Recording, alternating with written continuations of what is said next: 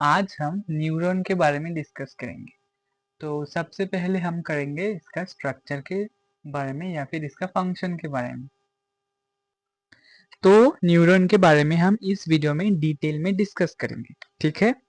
Neuron क्या होता है? न्यूरॉन? न्यूरॉन होता है एक नर्वस टिश्यू, यानी कि ये हमारे सारे बॉडी में स्प्रेड है, ये हमारे सारी बॉडी में फैला हुआ है। इसका स्ट्रक्चरल एंड फंक्शनल यूनिट है नर्वस सिस्टम। ह्यूमन बॉडी में दो तरह के सिस्टम होते हैं। एक होता है नर्वस सिस्टम, जिसको हम स्पेसिफिकली सेंट्रल नर्वस सिस्टम के नाम से जानते हैं। दूसरा होता है हमारा हार्मोनल सिस्टम, जो हमारा ग्लैंड से, जो हमारे बॉडी में डिफरेंट डिफरेंट ग्लैंड से वो क्या करते हैं, एक स्पेसिफिक हार्मोन रिलीज करते हैं या फिर स्पेसिफिक हार्मोन सिक्रेट्स करते हैं, जो हमारे different different emotions, different different body changes के लिए रिस्पॉन्सिबल है, ठीक है। तो सबसे पहले हम क्या करेंगे, न्यूरॉन के बॉडी स्ट्रक्चर और उसके फंक्शंस के बारे में डिस्कस करेंगे। तो न्यूरॉन क्या होता है? हाँ, अब ठीक है। स्ट्रक्चरल येलो कलर का है ना, से डिफरेंट कलर कर लेते हैं, ब्लू कर लेते हैं। तो थोड़ा बड़ा कर लेते हैं। Structural and functional unit of nervous system. Neuron क्या होता है? नर्वस सिस्टम का स्ट्रक्चरल एंड फंक्शनल यूनिट, यानी कि ये स्ट्रक्चर भी ये इसी पे डिपेंड करता है नर्वस सिस्टम का, और फंक्शन भी इसी पे डिपेंड करता है। Neuron is highly specialised cell. ये बहुत ही स्पेशलाइज्ड सेल है, क्योंकि इससे हमारा इलेक्ट्रिकल सिग्नल या फिर इलेक्ट्रिकल इम्पल्स जनरेट होता है एंड प्रोड्यूस होता है एक न्यूरॉन से दूसरे न्यूरॉन तक, right. Responsible for transmission of signals to and from the different parts of the body. Signals यानी कि कोई भी हमारे सराउंडिंग एनवायरनमेंट में चेंजेस आया, तो उस चेंजेस को बॉडी को इन्फॉर्म करना, बॉडी को उस चेंज के बारे में अलर्ट करने के बारे में जो सिग्नल्स, जो इंफॉर्मेशन या फिर जो मैसेज ट्रांसमिट करते हैं, वो किसके थ्रू होता है? न्यूरॉन्स के थ्रू होता है। तो longest cell in human body, और न्यूरॉन सेल क्या होता है? ह्यूमन बॉडी में सबसे लंबा सेल होता है। यानी कि जो भी सेल्स पाए जाते हैं, जैसे कि red blood cell, white blood cell, जैसे कि हो गया आपका वो स्पर्म सेल, ओवम सेल, इन सब से लंबा सेल होता है हमारा न्यूरॉन या फिर नर्वस टिश्यू का सेल। आई होप ये टॉपिक आपको समझ में आ गया। आप देखते हैं नेक्स्ट पार्ट में हम इसके डिफरेंट डिफरेंट पार्ट्स के बारे में डिस्कस करेंगे। तो सबसे पहला पार्ट है हमारा,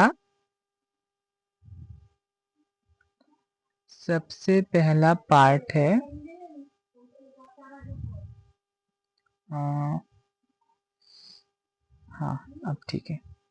सबसे पहला पार्ट है हमारा डेंड्राइट, ठीक है। यानी कि डेंड्राइट किसे बोलते हैं? तो आप देख सकते हो न्यूरॉन का स्ट्रक्चर, एनसीईआरटी का डायग्राम है ये, तो इम्पोर्टेंट तो होगा ही।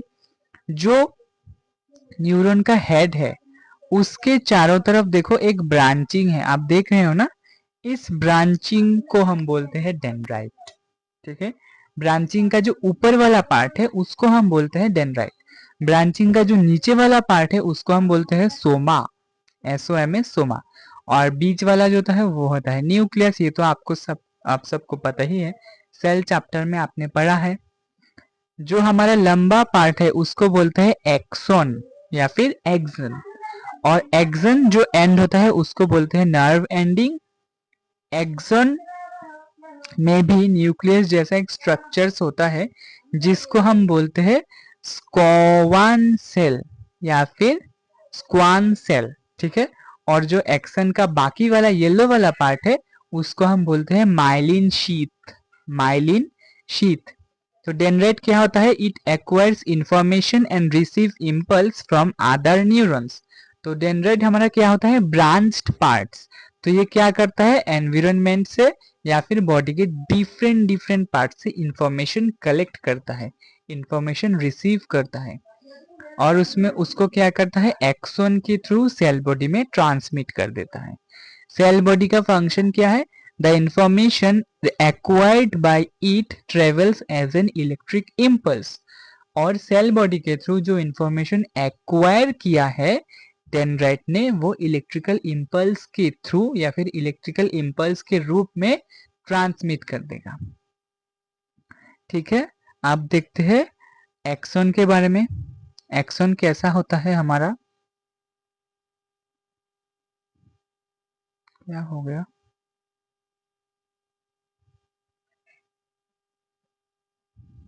मतलब क्या ही हो जाता है।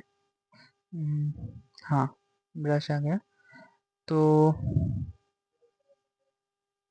एक्सॉन क्या होता है हमारा, एक्सन होता है लंबा वाला part, longest fibre on the cell body is called axon, ये तो मैंने बता ही दिया। It transmits electrical impulse from cell body to dendrite of next neuron. एक इलेक्ट्रिकल इम्पल्स को दूसरे न्यूरॉन के एंडिंग में पहुंचाने का ड्यूटी होता है एक्सोन का। It may be myelinated or non-myelinated impulse transmission is faster in myelinated neurons। तो ये मिलिनेटेड भी हो सकता है, नॉन मिलिनेटेड भी हो सकता है, यानी कि ये एक्सोन के बीच वाले पार्ट से भी जा सकता है या फिर एक्सोन के बल्कि वाले पार्ट से भी जा सकता है, लेकिन जो बीच वाला पार्ट से जाने का टेंडेंसी फास्ट होता है। ठीक है, तो आई होप आपको ये वीडियो का टॉपिक समझ में आया होगा, structure of neuron. Next video में हम फंक्शंस ऑफ न्यूरॉन के बारे में डिस्कस करेंगे in detail. So I hope you like the video, enjoy and thanks for watching. मिलते हैं नेक्स्ट वीडियो में।